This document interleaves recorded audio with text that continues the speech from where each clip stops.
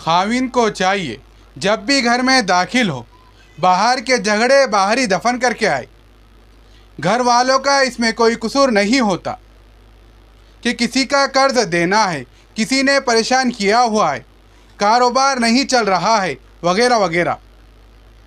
اس میں بیوی بیچاری کا کیا قصور ہوتا ہے؟ لہذا ان جھگڑوں کو خاوند باہر ہی دفن کر کے آئے، پھر گھر میں قدم رکھے۔ اور جب گھر میں قدم رکھے تو نبی صلی اللہ علیہ وسلم کی مبارک سنت کے مطابق چہرے پر خوشی ہو، مسکراہٹ ہو، اپنے بیوی کو محبت کی نظر سے دیکھے اور اس کو سلام کرے۔ صاف ظاہر ہے جب بیوی کو محبت کی نظر سے دیکھیں گا اور سلام کریں گا تو پھر خوشیوں کا جواب خوشیوں سے ملیں گا۔ اور اگر گھر کے اندر اس طرح شیطان کو داخل ہونے کا موقع نہیں ملے گا، لوگ گھر میں داخل ہوتے ہوئے بسم اللہ پڑھنا اور مسنون دعا پڑھنا بھول جاتے ہیں۔ روایت میں آتا ہے کہ جب کوئی مرد گھر میں داخل ہوتا ہے تو شیطان اس کے ساتھ ہوتا ہے۔ گھر میں داخل ہونے کی دعا پڑھ لے تو شیطان گھر میں داخل نہیں ہوتا ہے، اور اگر وہ نہ پڑھے تو شیطان گھر میں داخل ہو جاتا ہے۔ تو پہلا اصول یاد رکھے، خاوند جب بھی گھر میں داخل ہو مسکراتے چہرے کے ساتھ گھر میں داخل ہو اور گھر میں سلام کرے اور بیوی کی خیر خیریت دریافت کرے۔ بس یہ 2 منٹ کا حال چال پوچھے، باقی جتنا وقت گھر میں گزرے گا اس کے لیے خوشیوں کا سبب بن جائے گا۔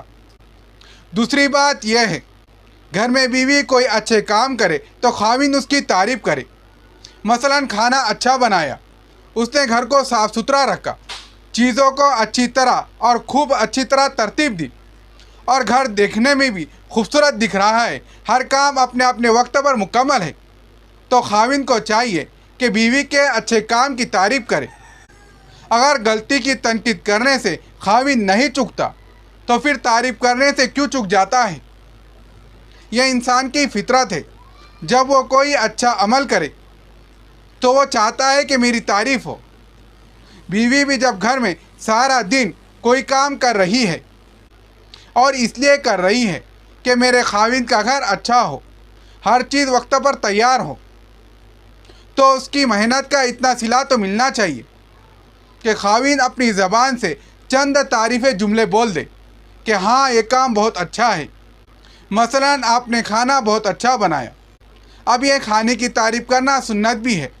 حدیث پاک میں آیا ہے کہ نبی صلی اللہ علیہ وسلم کے سامنے جب کھانا آتا، اگر کھانا ناپسند ہوتا تو آپ خاموش رہتے اور زبان سے کچھ بھی نہ کہتے، لیکن اگر کھانا اچھا ہوتا تو نبی صلی اللہ علیہ وسلم فرماتے کہ کھانا بہت اچھا ہے، یعنی پکانے والے کو حوصلہ افزائی کے کلمات مل جاتے تھے۔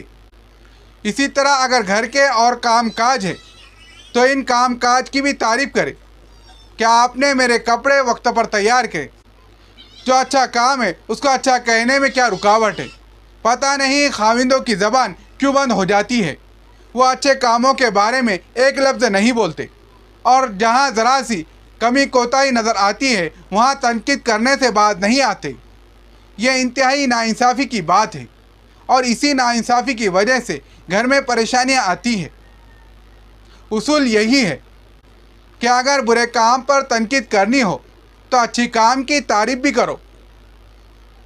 جس عورت کی 2 کاموں کی تعریف ہوں گی، اگر 2 کاموں کے اندر تنقید بھی کر لی اور ڈانٹ بھی پلا دی تو وہ عورت خوشی خوشی اس ڈانٹ کو برداشت کر لیں گی اور آئندہ اپنی اصلاح کی پوری کوشش کریں گی۔ نبی صلی اللہ علیہ وسلم کا طریقہ یہی تھا۔ ایک صحابی تھے، تہجد کے نماز میں اٹھنا ان کے لیے مشکل تھا۔ نبی صلی اللہ علیہ وسلم نے ان کو بلایا اور نام لے کر فرمایا کہ یہ آدمی بڑا ہی اچھا ہے، مگر تہجد کا پابند ہو تو کیا ہی بات ہے۔ محدثین نے لکھا کہ نبی صلی اللہ علیہ وسلم کو ان کو تہجد کے بارے میں کہنا تھا، لیکن سیدھا نہ کہا، بلکہ اس کو بلا کر پہلے اس کی تعریف کری کہ یہ نوجوان تو بہت اچھا ہے، کیا ہی مزہ ہوتا کہ تہجد کا بھی پابند ہوتا۔ آپ دیکھیے، بات تو وہی کرنی تھی، لیکن اس انداز سے بات کی کہ دوسرے کے دل میں اتر گئی۔ اسی طرح بیوی جب گھر میں اچھے کام کرتی ہے تو اس کی تعریف کرے، پھر جو کام میں کمی یا کوتاہی ہو تو اس کی آپ نشاندہی کریں گے تو آپ کی بات مانی جائیں گی آپ کی بات دماغ میں بیٹھ جائیں گی، دل میں اتر جائیں گی، اور وہ بڑی جلدی آپ کی بات کو قبول کر لیں گی۔ یہ بہت بہترین اصول ہے کہ انسان اچھے کام کی تعریف کرے، پھر اس کی تنقید سنی جاتی ہے۔ پھر اگر تعریف کرنے میں زبان بند ہو تو اس کی تنقید بھی اچھی نہیں لگتی۔ اس طرح گھر میں جھگڑے ہونا شروع ہو جاتے ہیں۔